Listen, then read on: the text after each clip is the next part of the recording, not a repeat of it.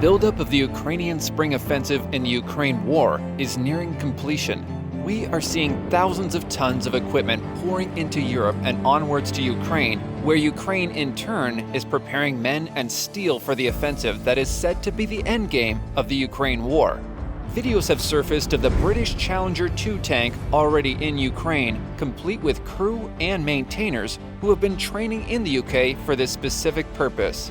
How does an effective fighting force use a tank to win a military campaign, and how does the Challenger 2 fit in? Stay tuned to find out just why Russian troops are digging in across the front and what they can expect from a tank assault.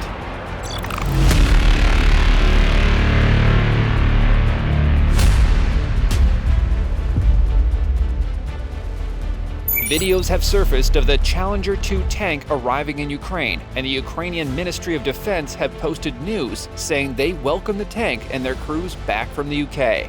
They say the tank will be especially important when the spring offensive begins, as soon as the ground hardens enough for mechanized battalions to start moving. Along with the CV-90, Marder, and Bradley infantry fighting vehicles, the Challenger 2 will see action this spring, and it's a force to be reckoned with. The British Army has been using the Challenger 2 as a main battle tank since 1998, and the tank's firepower is one of its main assets. It's armed with a powerful 120mm smoothbore gun that can fire a wide range of ammunition. Because it can carry both anti-tank and high-explosive shells, it's ideal for spearheading an assault. It also has a 7.62mm machine gun as secondary armament. To survive on the battlefield, the armor on the tank is extremely resistant to small arms fire, mines, and RPGs. It also has a reactive armor system to help reduce the effects of anti-tank missiles. The Challenger 2 is also extremely maneuverable. It has a 1,200 horsepower diesel engine that propels it to a top speed of around 59 kilometers an hour. The powerful engine will be needed to push the tank to its limits when it meets the muddy terrain of eastern Ukraine. The tank is well known for its dependability and simplicity of maintenance. It's been used in several conflicts, including the Iraq War, and has proven to be a dependable and effective platform for combating irregular troops. The tank will face entirely new challenges in Ukraine. Tank warfare and tactics have changed dramatically since the early days of armored combat, especially in the context of modern operations. Tanks are typically used in combined arms forces that also include infantry, artillery, and air support. This necessitates a high level of mobility and flexibility to respond quickly to changing battlefield conditions. Firepower is another critical aspect of modern tank warfare. Tanks are still used primarily for their firepower, which is designed to destroy enemy armor, structures, and personnel.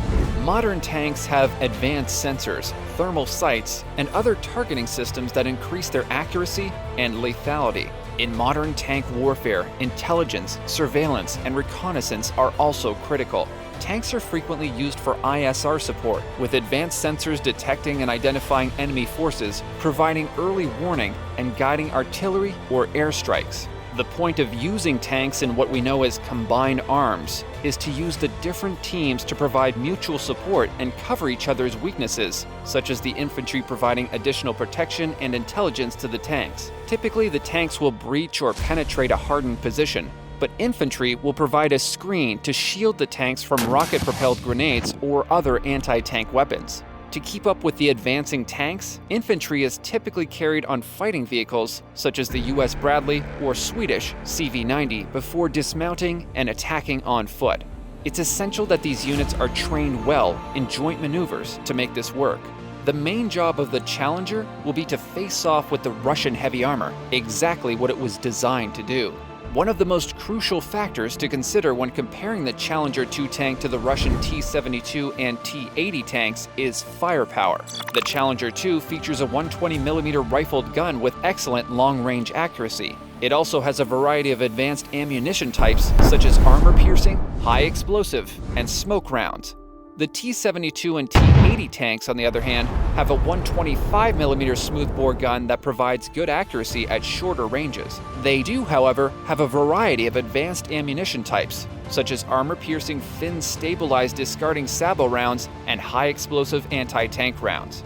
Another key factor to consider in tank warfare is protection, and both the Challenger 2 and the Russian tanks have advanced armor systems. The Chobham armor system on the Challenger 2 provides excellent protection against a variety of threats, including armor-piercing shells and rocket-propelled grenades.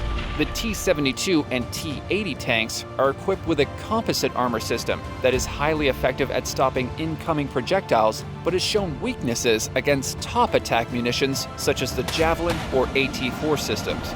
While the Challenger 2 has slightly less advanced ammunition types than the T-72 and T-80 tanks, it compensates for this with superior accuracy and an advanced armor system. In terms of mobility, all three tanks are comparable, with the T-72 and T-80 tanks having a slightly longer range. The outcome of the spring offensive in Ukraine will ultimately depend on a number of factors. One of the most important factors will be the crew's level of training. Have the Ukrainians received sufficient training abroad to transfer to the battlefield? How effective are Russian tanks and infantry in defensive combat? The ability of Ukrainian forces to resupply and maintain offensive momentum through the delivery of fuel, food, and ammunition will also be crucial. Russia failed to do so in its attempt to capture Kiev, and Zelensky has no intention of repeating that error. As is always the case, the human factor and motivation will ultimately determine the outcome of the campaign. Do you think the Challenger will be successful in combat against Russian armor? Let us know what you think in the comments below.